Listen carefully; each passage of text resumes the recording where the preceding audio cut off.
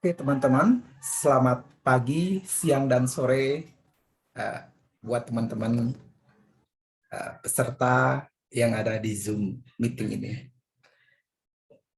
Oke, saya akan mencoba mempresentasikan bagaimana mengenal anak dengan disabilitas.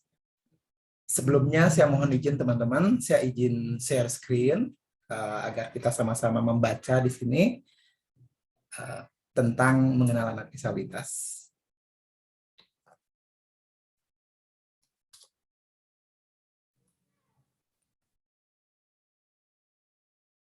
Oke. Bisa terlihat teman-teman presentasinya? Oke, kita mulai dari slide 2. Oke, apa sih yang terpikir oleh Bapak Ibu, teman-teman sekalian tentang disabilitas? Coba kita sama-sama ya, satu kata untuk disabilitas apa? Saya kasih waktu 10 detik.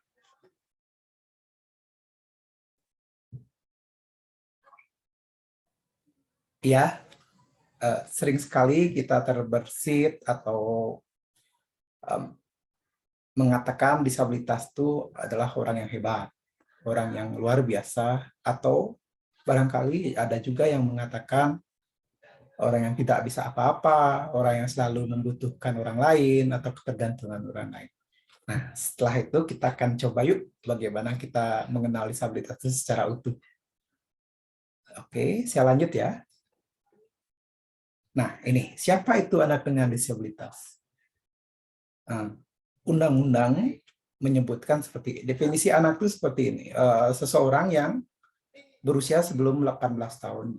Nah, jadi seseorang yang belum berusia 18 tahun itu dikategorikan anak, atau semasih dia di dalam kandungan pun dia didefinisikan anak gitu. 0 sampai 18 tahun. Nah, sedangkan Undang-Undang Nomor 8 tahun 2016 menyebutkan bahwa disabilitas itu adalah seseorang yang mengalami hambatan atau gangguan secara fisik, mental, intelektual, dan sensorik. Nah, di sini ada jangka waktu yang lama, sehingga mereka tidak dapat berinteraksi aktif dengan lingkungannya sesuai dengan kesamaan hak ya. Jadi ada beberapa item di sini, dia itu mengalami gangguan secara fisik, mengalami gangguan secara sensorik, mengalami gangguan secara mental atau intelektual. Nah, di sini ada jangka waktu yang lama. Gitu. Kalau dia hanya misalnya gangguan fisiknya hanya dia misalnya kesleo gitu, nah dia belum dapat dikategorikan disabilitas karena jangka waktunya mungkin tidak lama atau sifatnya tidak permanen. Nah, terus gitu, sehingga apa itu tidak dapat berinteraksi dengan baik di dalam lingkungannya atau tidak dapat berpartisipasi penuh. Nah, itu juga menjadi bagian ya disabilitas. Kalau seseorang dia hanya tangan satu jarinya dia tidak ada, misalnya akibat kecelakaan, dia bisa dibilang disabilitas, tapi kita harus tanyakan lagi apakah dia mengalami hambatan dalam berinteraksi. Tidak. Kalau dia tidak merasa mengalami hambatan, ya tidak bisa disimpulkan dia adalah disabilitas karena ada unsur dari eksternal maupun internal. Seperti itu teman-teman. Saya lanjut ya.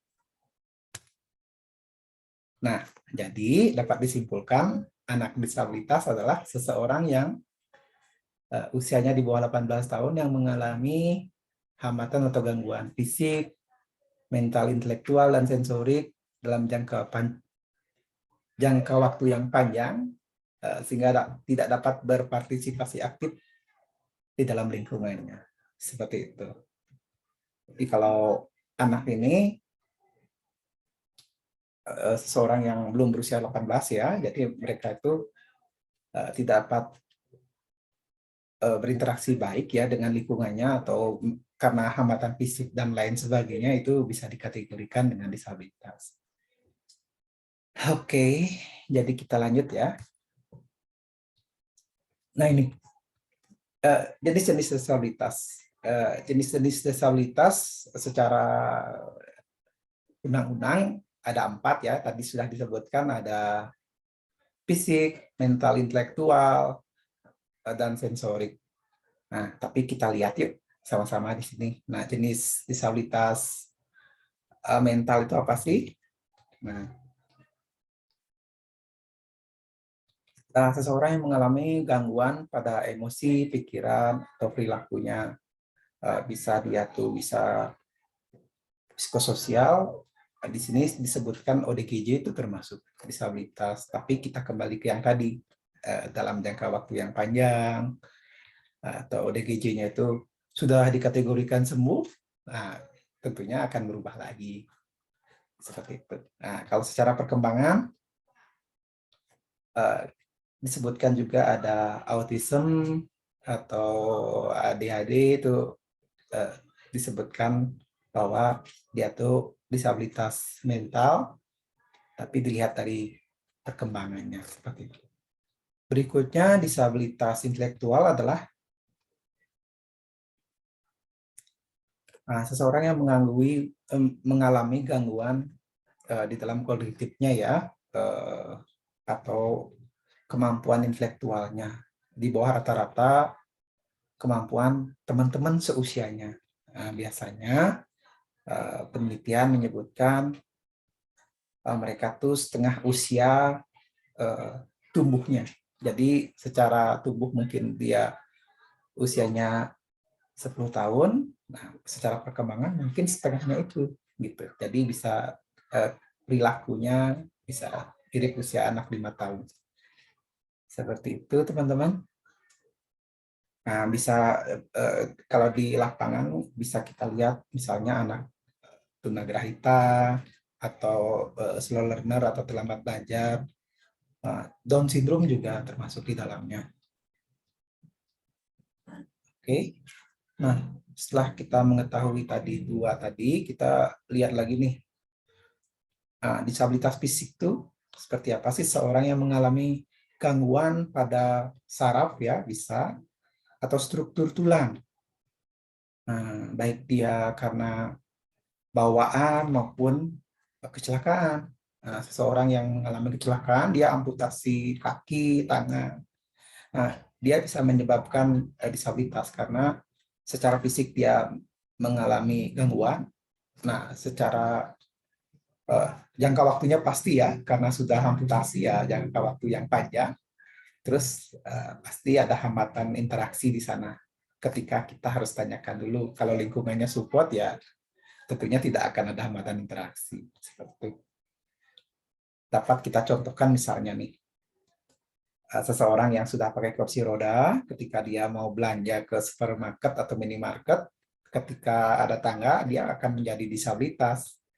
Nah, ketika difasilitasi, dibuatkan ram atau jalan miring, nah, tentunya dia tidak akan disabilitas karena dia dapat mengakses tempat tersebut dengan tidak membutuhkan orang lain. Seperti itu. Jadi ada kemandirian di sana.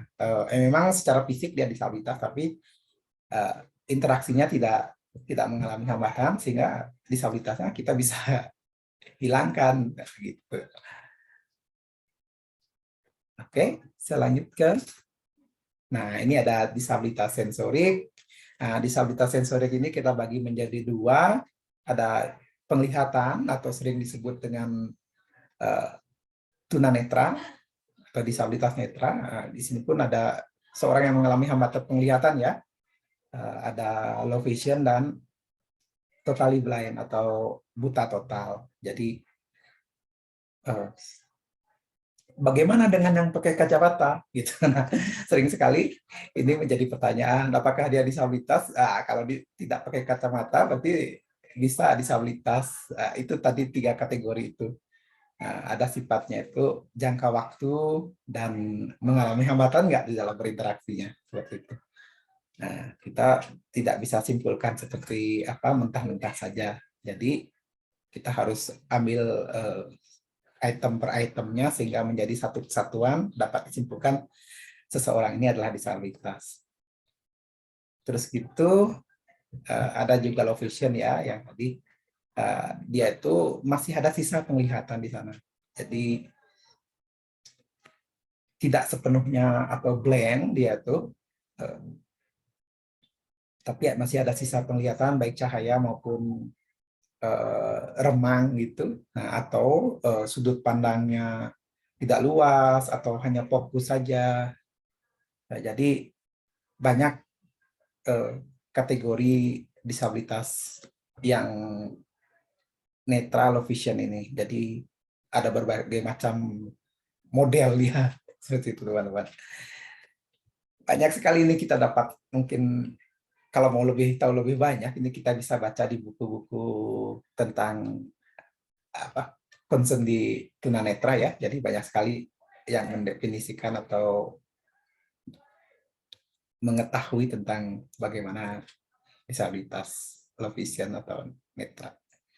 Saya lanjut ke disabilitas sensorik atau rungu wicara.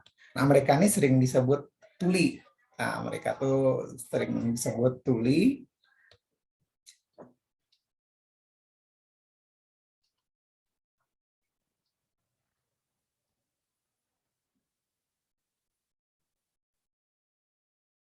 Nah, jadi ada disabilitas rungu, mereka tuh mengalami hambatan gangguan pendengaran ya. Biasanya mereka ini akan mengalami hambatan bicara juga karena mereka tuh minim kosakatanya. Sehingga ketika minim kosakata, jadi mereka juga sulit untuk memperbalkan ya artinya apa yang mereka pahami gitu. Jadi apa itu disabilitas rungu ini lebih cenderung menjadi dia sudah tidak mendengar, sulit untuk bicara. Tapi ada juga teman-teman yang sudah belajar, dia itu mendapat teknik-teknik khusus, cara-cara tertentu, sehingga dia walaupun tidak mendengar, dia bisa baca oral orang lain. Nah, sehingga dia juga bisa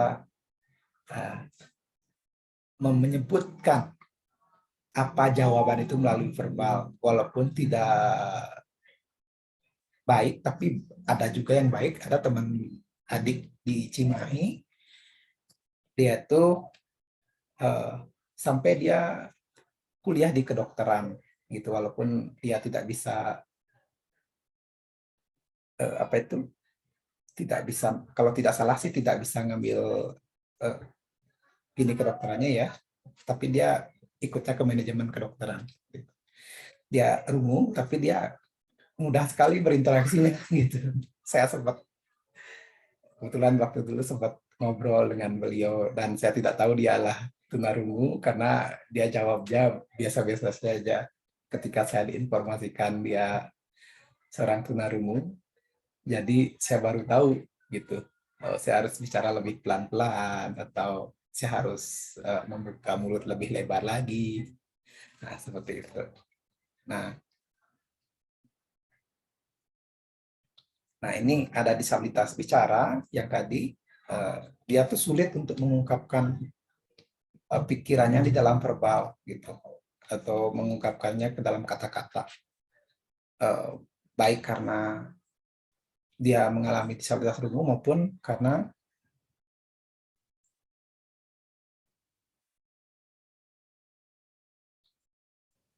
bisa karena gangguan organik gitu atau yang mendukung dia ke bagian-bagian bicaranya. Terakhir ini disabilitas ganda.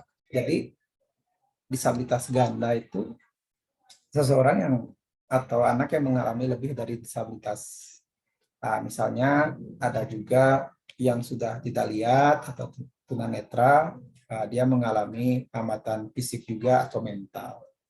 Banyak penyebabnya, sehingga di sini tidak bahas satu persatu, kita hanya mengenal saja bagaimana anak dengan disabilitas. Nah, ini ada gambar.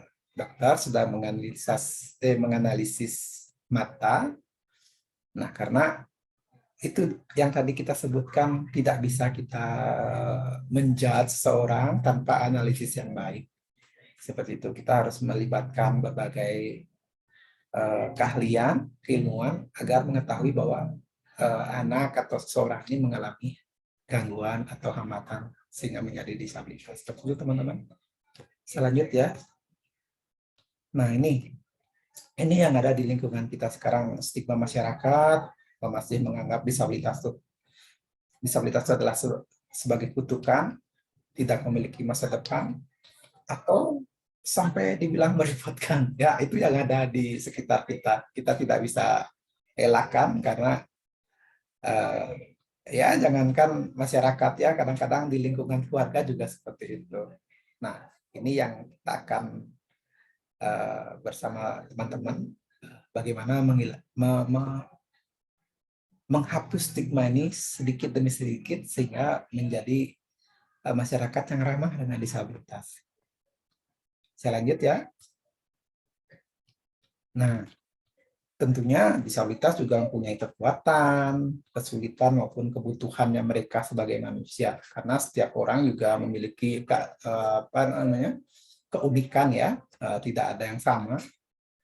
Nah, inilah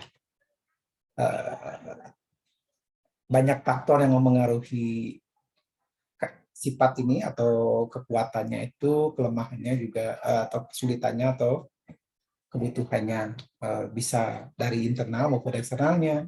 Nah, kalau dari internal bisa self confidence atau kepercayaan diri mereka itu sangat mempengaruhi seseorang itu menjadi kekuatan. Kalau dia mempunyai kepercayaan diri yang baik, dia akan mampu menghadapi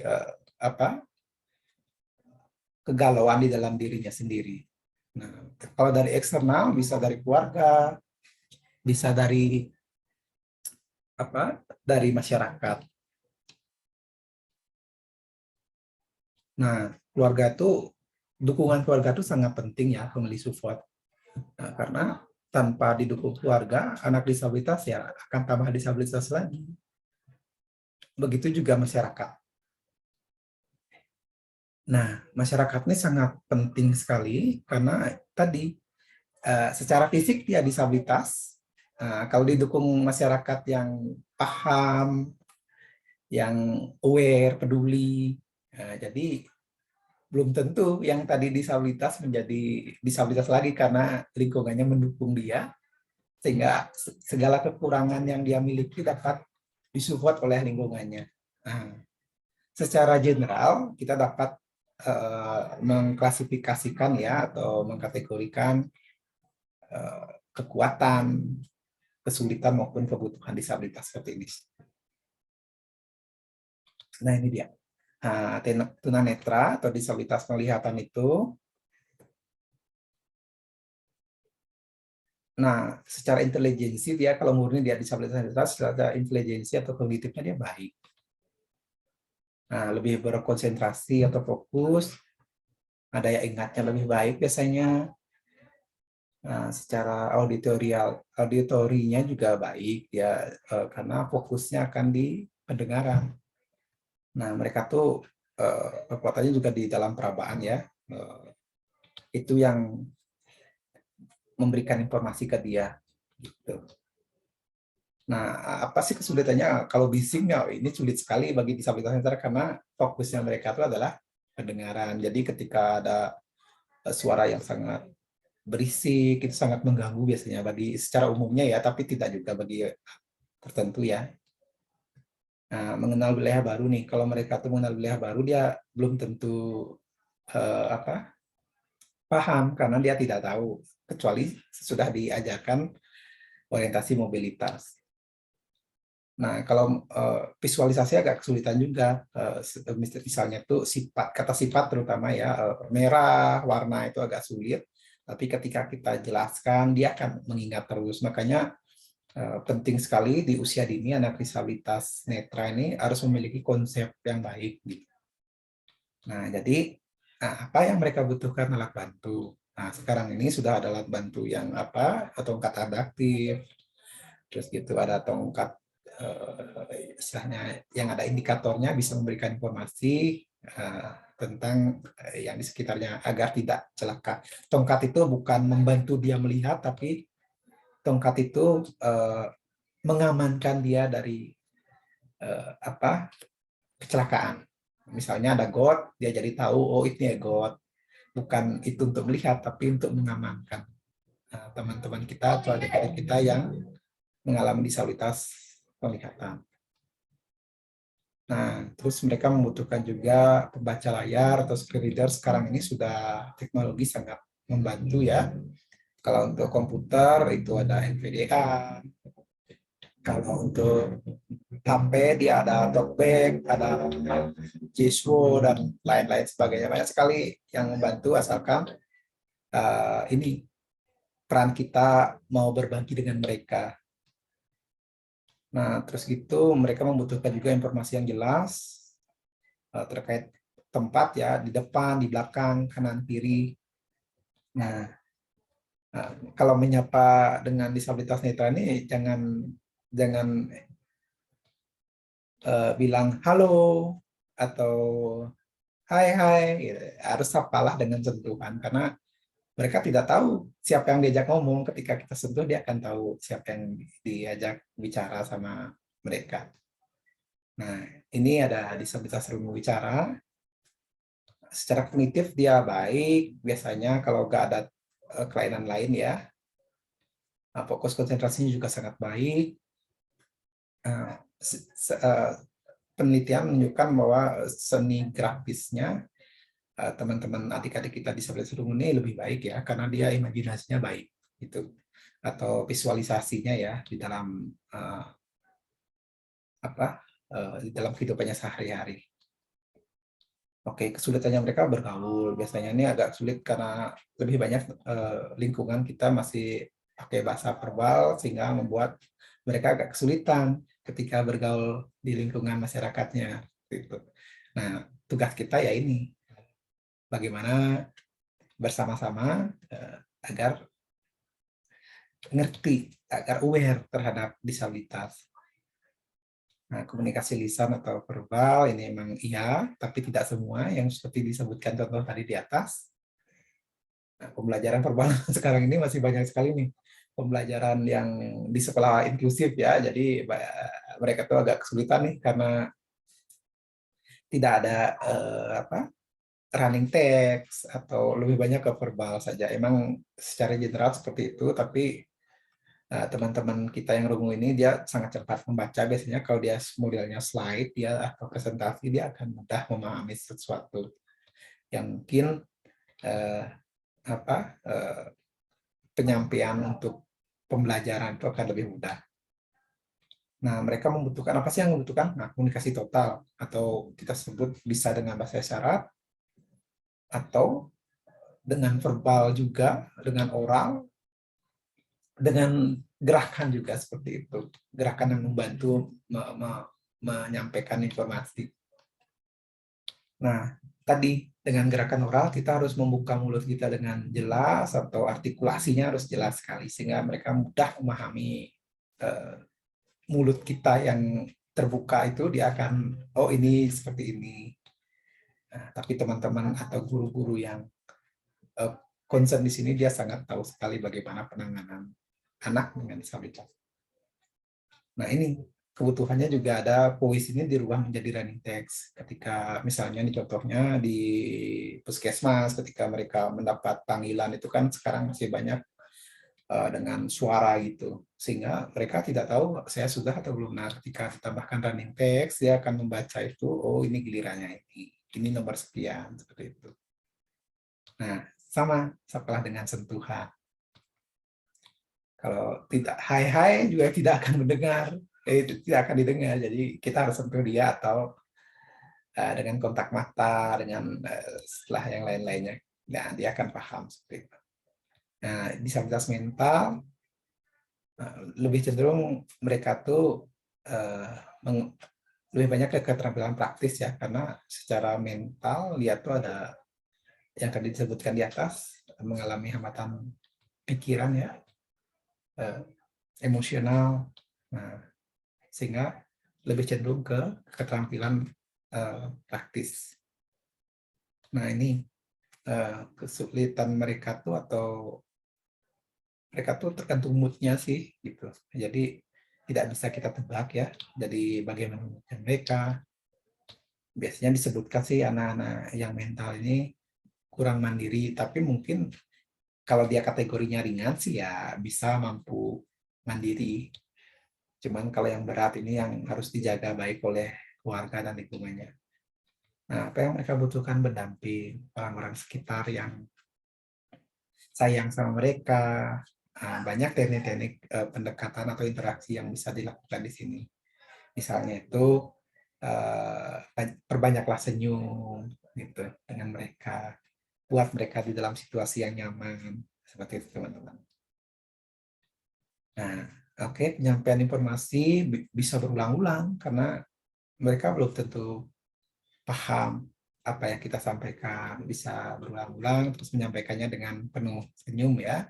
Adanya perbanyak senyum untuk berinteraksi dengan adik-adik kita yang disabilitas mental. Nah, kalau disabilitas intelektual kekuatannya itu mereka biasanya konsisten melakukan sesuatu tuh kalau sudah itu ya itu gitu. Jadi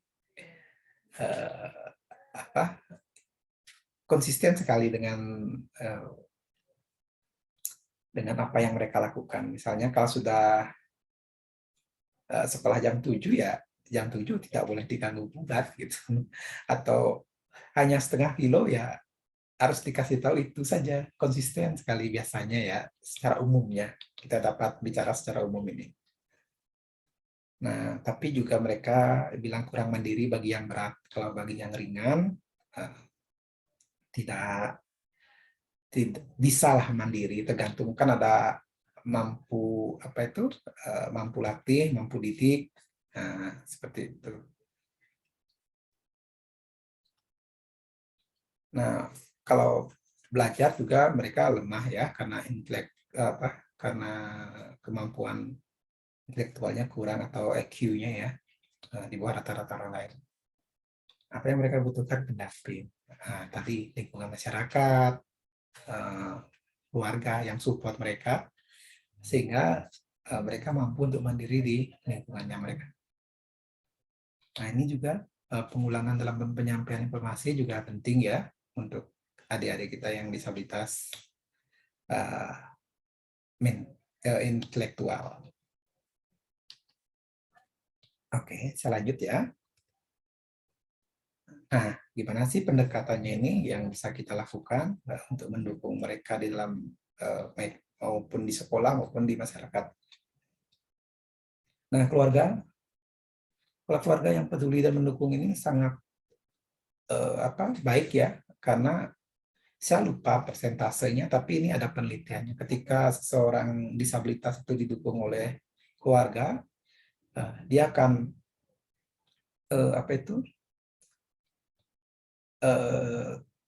kemampuannya jauh cepat peningkatannya seperti itu. Itu ada risetnya, tapi saya lupa persentasenya berapa. Tapi yang saya masih ingat itu di dalam lingkungan itu di Australia disebutkan dulu di dalam lingkungan satu disabilitas itu terdapat 5 yang peduli gitu. Nah, bisa dari masyarakatnya, bisa dari keluarga. Gitu. Nah, keluarga juga memberikan peluang, kesempatan bagi mereka untuk lebih maju lagi. Biasanya ini itu posesif ya. Jadi keluarga tuh membatasi ruang lingkupnya disabilitas. Mau di sekolah dia bisa apa? Atau saya mau belajar lebih baik, kamu juga tidak melihat atau tidak bisa, ini mau jadi apa? Nah, itu biasanya keluarga ini penting sekali supportnya. Ketika dikasihkan kesempatan, dia memiliki peluang yang sama, kemungkinan dia akan bisa lebih baik lagi. Gitu. Nah, masyarakat yang peduli, nah, seperti beberapa kali disebutkan di atas, ketika masyarakatnya mendukung, nah, stigma disabilitasnya atau disabilitasnya juga akan bergeser menjadi lebih baik sehingga tidak ada disabilitas lagi di dalam lingkungan masyarakat itu karena supportnya ada. support sistemnya. Nah, ketika ada lingkungan rumah, sekolah, masyarakat sekitar yang saling mendukung, akan menjadi seseorang atau anak disabilitas yang hebat, teman-teman. Nah, ini secara umum ya, sebenarnya bagaimana kita berinteraksi atau etika dalam berinteraksi dengan disabilitas itu banyak sekali. Nah, tapi secara general kita dapat simpulkan ada beberapa ini. Nah, ini penting sekali kepekaan rasa atau empati kita. Ingat, disabilitas itu mengalami hambatan secara fisik, mental, intelektual, maupun sensorik. Jadi kita butuh kepekaan empati ya, untuk bisa menjalin trust dengan mereka. Nah, ini juga sering sekali nih, kita memberikan bantuan tanpa bertanya. Nah, kita harus bertanya dulu nih, apakah mereka butuh bantuan atau tidak. Jangan-jangan kita tidak tahu apa yang mereka butuhkan. Nah, jadi bertanya dulu, apa yang bisa saya bantu? Apakah butuh bantuan? Tidak. Terus jangan, seringnya juga jadi menjadi pelajaran baru juga nih bagi kita semua. Kadang-kadang mau bantu, tiba-tiba tongkat disabilitasnya itu atau yang tunanetra itu ditarik gitu kan. Itu banyak terjadi seperti itu. Tanpa bertanya dia langsung dibawa nyebrang, padahal belum tentu itu yang mereka butuhkan. Jadi bertanyalah sebelum membantu mereka. Nah, kenali karakteristik mereka. Ini kita bisa baca di berbagai literasi ya, bagaimana mengenal disabilitas. Tidak akan jauh dengan anak lain atau orang pada umumnya, tapi ada hal-hal tertentu yang perlu kita pahami bersama. Nah, ini target kita itu ketika sesuatu itu sudah saling mendukung, kita mengenal anak disabilitas, tahu apa yang kita lakukan, terciptalah disabilitas yang bahagia di dalam lingkungannya. Seperti itu, teman-teman. Oke, terima kasih sore ini untuk mendengarkan sedikit tentang mengenal anak disabilitas ini. Teman-teman banyak akses untuk mengenal ini, nanti kita bisa lanjut di pertemuan-pertemuan berikutnya. Terima kasih teman-teman. Sampai jumpa.